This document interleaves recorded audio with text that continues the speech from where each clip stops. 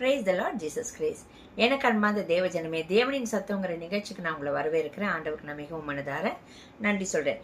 இன்னைக்கு ஆண்டவருடைய வார்த்தை என்னன்னு பார்த்தீங்களா, 1 யோவான் 2வது அதிகாரம் 17வது வசனம்.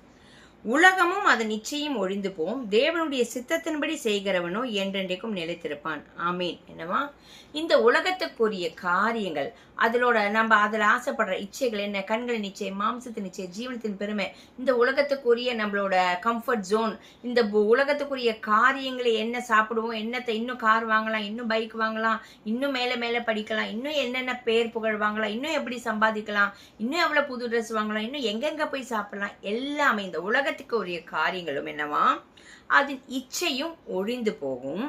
தேவனுடைய சித்தத்தின்படி நடக்கிறவனோ, எப்படியா தேவத்தின் சித்தத்தின்படி செய்கிறவன் எவனோ என்றென்றைக்கும் நிலைத்திருப்பான். முதல்ல என்ன பண்ணணும், நம்ம தேவனுடைய சித்தம் என்னன்னு எப்படி தெரிஞ்சுக்க முடியும்?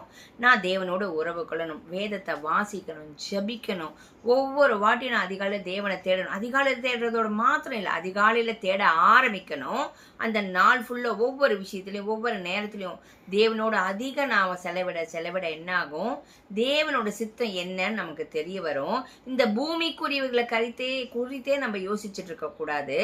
பரலோகத்தின் தேவனுடைய திட்டம் என்ன, சித்தம் என்ன, நம்மளை குறித்து தேவ திட்டம் என்ன, தேவனுடைய ராஜ்யம் கட்டும்படியாக தேவ சித்தம் என்னன்னு ஒன்று அதன்படி நம்ம யோசிச்சுட்டு அதன்படி நடக்கறச்சே என்னவா நம்ம நிலைத்திருப்போம். அப்படின்னா என்ன, நம்ம நித்திய ஜீவன் அடைய முடியும். இங்கு கர்த்தருடைய நாமத்தை மகிமைப்படுத்தும்படி சாட்சியா வாழ்ந்து காமிக்க முடியும்.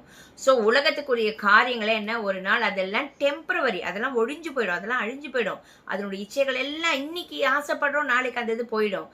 ஆனா பெர்மனண்டா ஒன்று இருக்குனாக்க கர்த்தரும் அவர் கொடுக்குற அந்த நம்மளோட ஆத்மா, அந்த ரட்சிப்போம், அந்த நித்திய ஜீவனம் இல்லையா, அது அடையறதுக்கு நம்ம பிரயாசப்படணும். தேவனுடைய சித்தத்தின்படி நம்ம செய்யறச்சே நிச்சயமா அதன்படி நம்மளால வாழ்ந்து காமிக்க முடியும். ஆமீன். நம்ம ஜெபிக்கலாம்.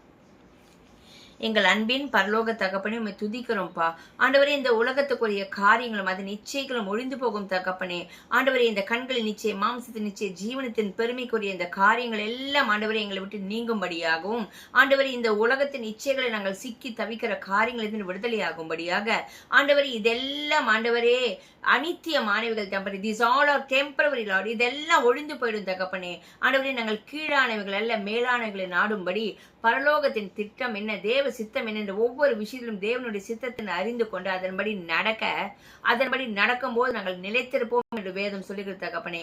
இங்க பூமியிலும் அப்படி சாட்சியாக வாழ்ந்து காமித்து நித்திய ஜீவனை அடையும்படியாக பரலோகத்தின் தெய்வமே உம்முடைய சித்தத்தின்படி உம்முடைய திட்டத்தின்படி நாங்கள் நடக்க ஒவ்வொருத்தருக்கும் கிருபை தாரும். இயேசுவின் நாமத்தினால் ஜெபிக்கிறோம் பிதாவே. ஆமீன். ஆமீன். இந்த பூமிக்குரிய இந்த உலகத்துக்குரிய காரியங்கள் எல்லாத்தையும் ஒதுக்கிட்டு தேவனுடைய சித்தம் என்னன்னு உங்க வாழ்க்கையில நீங்க அனுதினமும் ஜபிங்க, வேதம் வாசிங்க. தேவனோடு நடக்க தேவன் நிச்சயமாக உங்களுக்கு வெளிப்படுத்துவார். அதன்படி வாழ்ந்து நம்ம நிலைத்திருப்போம், சாட்சியாக வாழ்வோம். ஆமீன். God bless you.